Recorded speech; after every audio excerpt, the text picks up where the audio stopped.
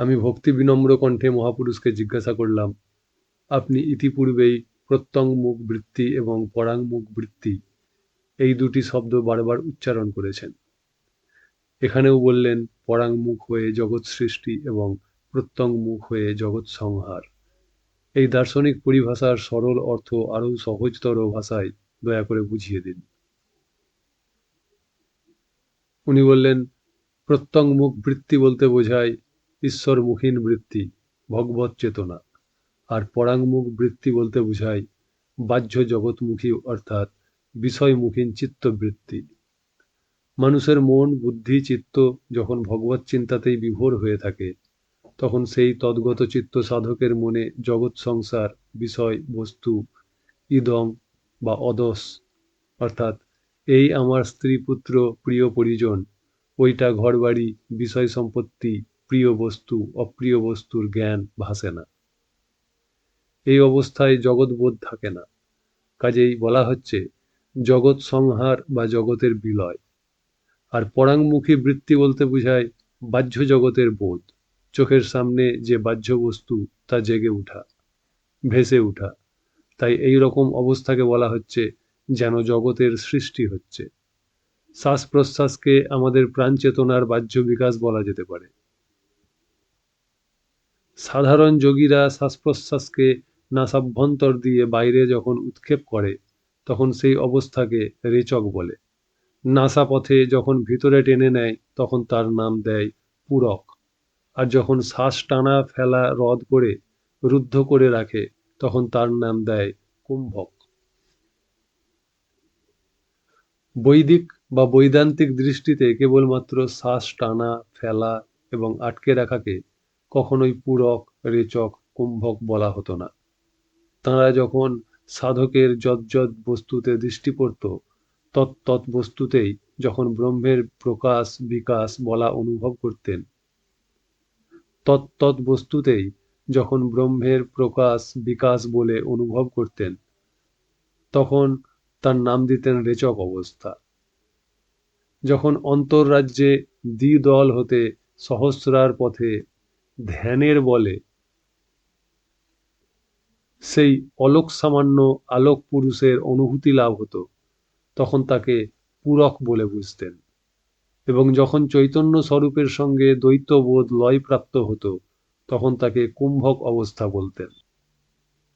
হংস সাধনায় কেবল শ্বাসের খেলা নয়, প্রাণের বেলায় পূরক, রেচক, কুম্ভকের মতো চিত্তের বেলায়ও রেচক, পূরক, কুম্ভক কল্পনা করে সকারে প্রাণবৃত্তাত্মক পরাঙ্গমুখ বৃত্তি সম্পন্ন চিত্ত জগৎ গ্রহণ অর্থাৎ জগৎ সৃষ্টি ও জগৎ ভোগ রূপ পূরক ও হংকার অপান বৃত্তাত্মক প্রত্যঙ্গমুখ বৃত্তি সম্পন্ন অকাম হত চিত্ত জগৎ বর্জন অর্থাৎ জগৎ সংহার ও জগৎ ত্যাগ রূপ রেচক করে সমাধিরূপ কুম্ভক নিত্যই নিষ্পন্ন করছে, এরকম ভাবনার ধারা প্রবাহিত করতে হয়। তুমি জেনে রাখো, এই রকম সমাধি জীবের অজ্ঞাতসারে নিত্যই সংঘটিত হচ্ছে। জীবের যদি নিত্যই অজ্ঞাতসারে এইরকম তত্ত্বত সমাধি না হতো, তবে জীব কখনোই জ্ঞাতসারে সমাধির আনন্দ লাভ করতে পারত না। চিত্তে একটা জ্ঞানবৃত্তি ভেসে উঠে বিলীন হওয়ার পর অপর একটি জ্ঞানবৃত্তি জেগে উঠবার পূর্বে সেই মধ্যক্ষণটিতে চিত্ত নির্বিকার সমাধিস্থ হয়।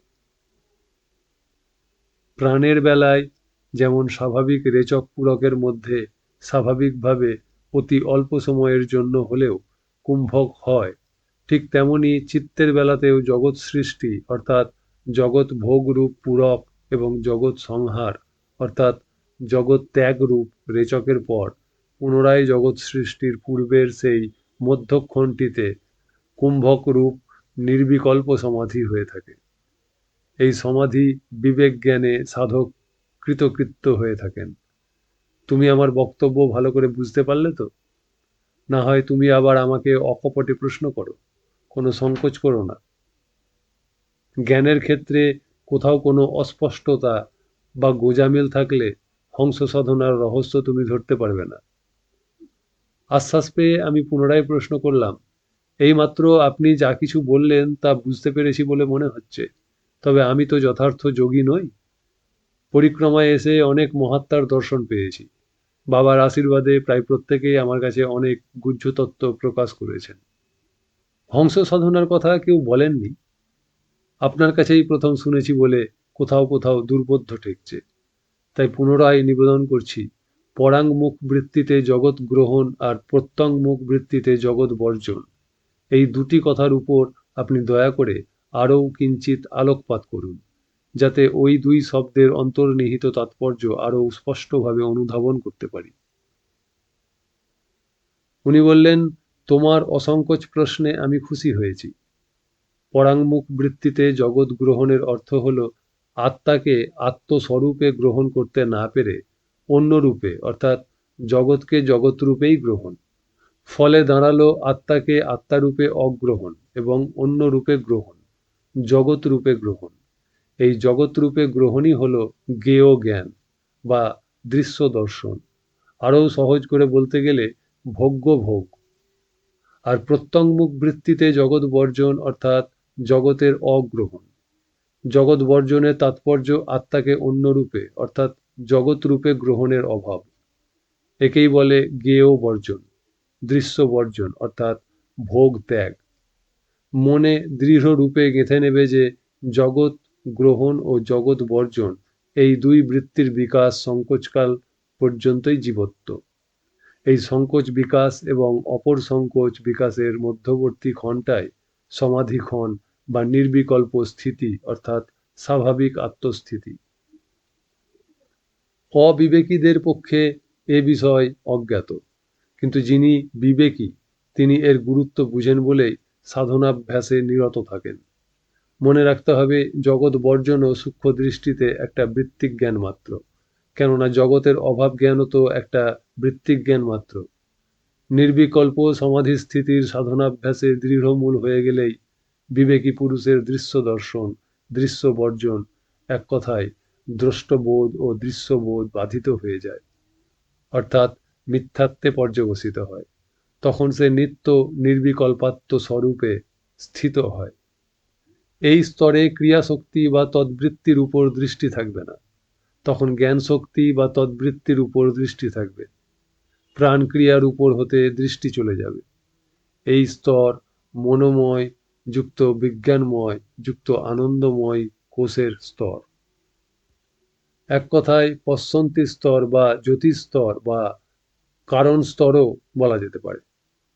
এই স্তরে হংস সাধনার সাধক স্পষ্টত অনুভব করতে পারে যে জীবের সঙ্গে জগতের, চেতনার সঙ্গে অচেতনের সম্বন্ধই জীবন।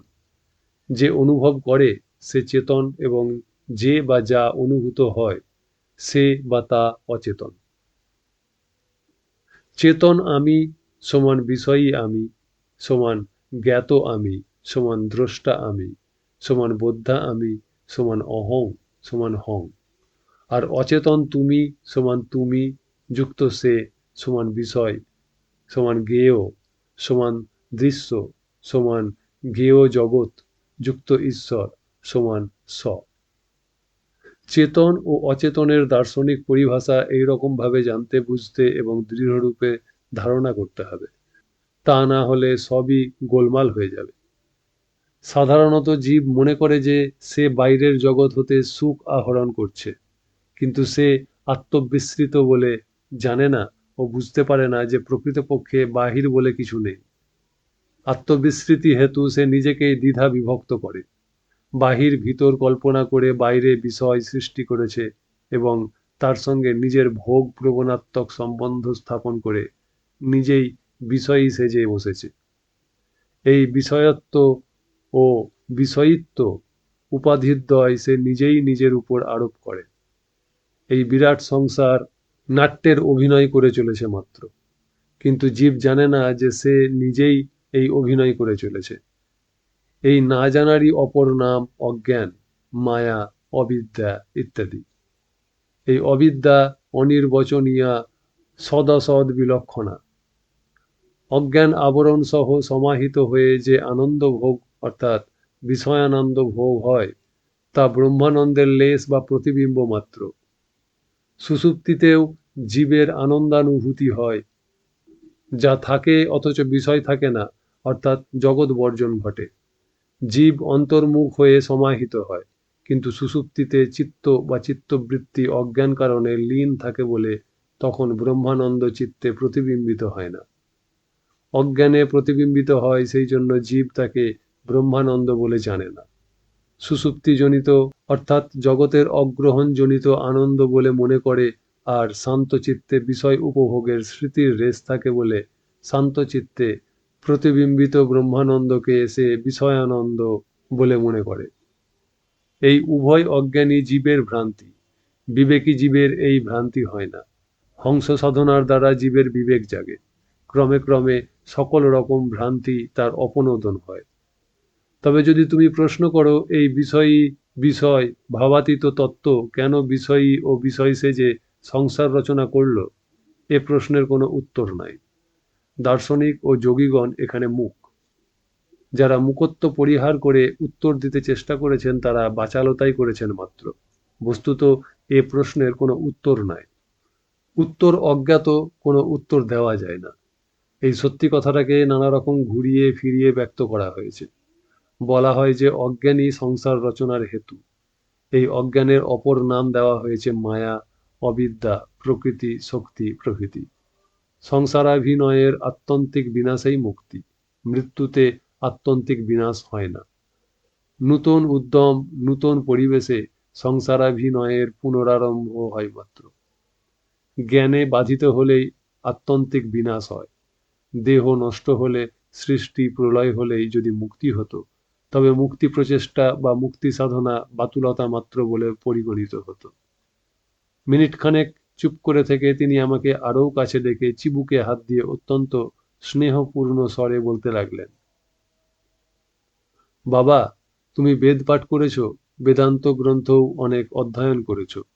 সর্বোপরি মহাত্মা প্রলয় দাসজির মতো ত্রিকালজ্ঞ পুরুষেরও তুমি কৃপাধন্য। অনেক মহাপুরুষের সাক্ষাৎ পেয়েছ, অল্প বয়স, সারা জীবন ধরে আরও অনেক মহাপুরুষের তুমি সাক্ষাৎ পাবে। তুমি যার কাছে যেরকম সাধনার উপদেশ পাও না কেন, তুমি হংসবিদ্যার সাধনা কখনো ছেড়ো না। এ বিদ্যা মহাবিদ্যা, আমার মতে সর্বশ্রেষ্ঠ ব্রহ্মবিদ্যা। তুমি নিশ্চিত জেনে রাখো, হংস সাধনার পথে যতই তুমি অগ্রসর হতে থাকবে, ততই এক স্তর হতে অন্য উচ্চতর স্তরে উন্নীত হতে থাকবে। বহির্দৃষ্টিতে প্রতি উচ্চতর স্তরের বলে নিম্নতর সম্বন্ধ আপাতদৃষ্টিতে স্পষ্টভাবে ধরা না পড়লেও অন্তঃসলীলা ফল্গু নদীর অন্তঃপ্রবাহের মতো এক নিগূঢ় সম্বন্ধ আছে, তা ক্রমেই বুঝতে পারবে। অভ্যুদয়ের পথে একে অপরকে সাহায্য করে, যেগুলি আপাতদৃষ্টিতে বিচ্ছিন্ন প্রতিভাত হলেও বস্তুত বিচ্ছিন্ন নয়।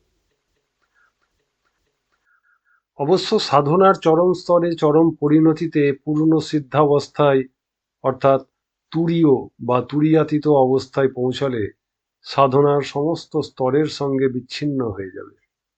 কারণ পূর্ণ সিদ্ধাবস্থায় কোনো সাধনা করতে হয় না, একমাত্র হংস সাধনাতেই সেই পরম বাঞ্ছিত স্তর লাভ করা যায়। শৈবাগম গ্রন্থমালার শ্রী লক্ষ্মণ দেশিকেন্দ্র প্রণীত শ্রী সারদা তিলক নামক গ্রন্থে হংসবিদ্যার তৃতীয় ও তুরীয় স্তরের সাধনার কথা বলতে গিয়ে তিনি একটি শ্লোকের কথা বললেন। এই শ্লোকের সরল অর্থ হল, এই রকম অভ্যাসের সংসারধ্বস্ত অর্থাৎ জীবজগৎ ও ঈশ্বরের ভিন্নতা রূপ অজ্ঞানান্ধকার বিদূরিত এবং হংস লক্ষণ অব্যয় জ্ঞান প্রকাশ পেয়ে থাকে। বিন্দু ও বিসর্গ পুরুষ ও প্রকৃতি স্বরূপ অর্থাৎ বিষয়ী ও বিষয় স্বরূপ। হং সমান পুরুষ, স সমান প্রকৃতি, হং সমান বিষয়ী, স সমান বিষয়, সমান বিশ্বরূপ ঈশ্বর। এই হংস মন্ত্রের নাম অজপা। জীবজগৎ বর্জন ও জগৎ গ্রহণ রূপে নিত্যই এর আরাধনা করে চলেছে। বৃত্তিজ্ঞানের উদ্ভব জগৎ গ্রহণ ও বৃত্তিজ্ঞানের বিলয় জগৎ বর্জন।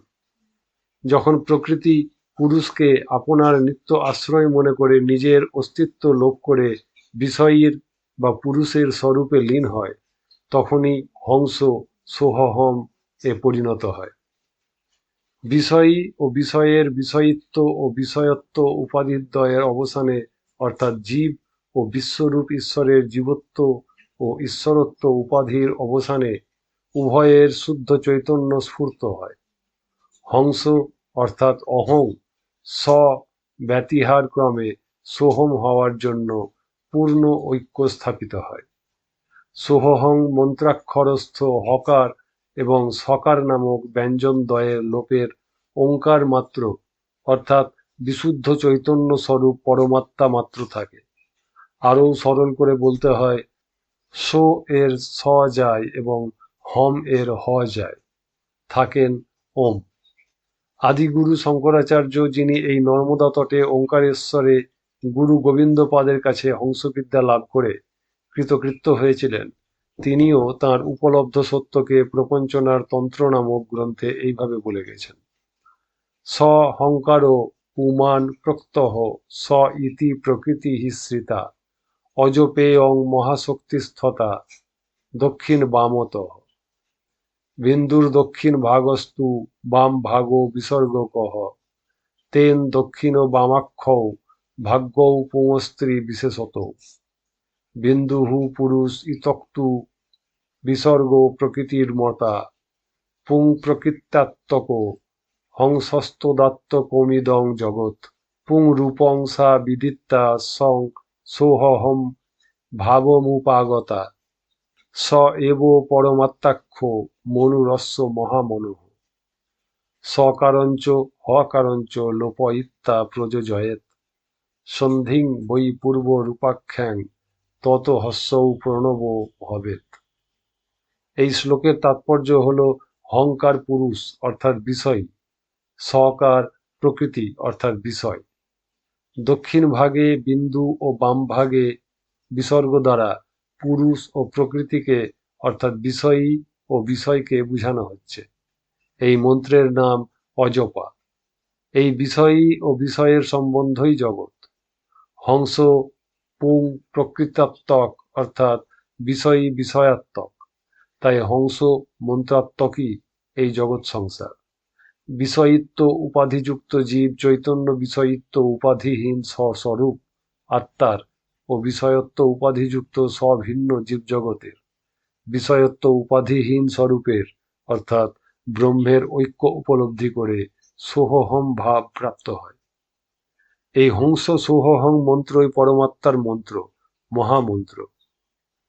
এই হংস মন্ত্রের পাদদ্বয় ব্যতিহার ক্রমে সহ এবং অহং হয়।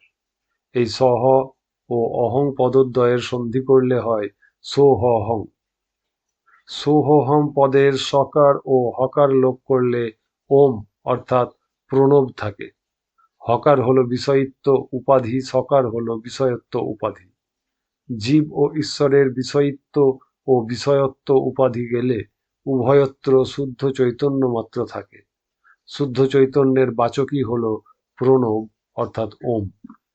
এই প্রসঙ্গে কঠোপনিষদের পরপর 3টি মন্ত্র স্মরণ করো। সর্বে বেদা যৎ পদমানন্তি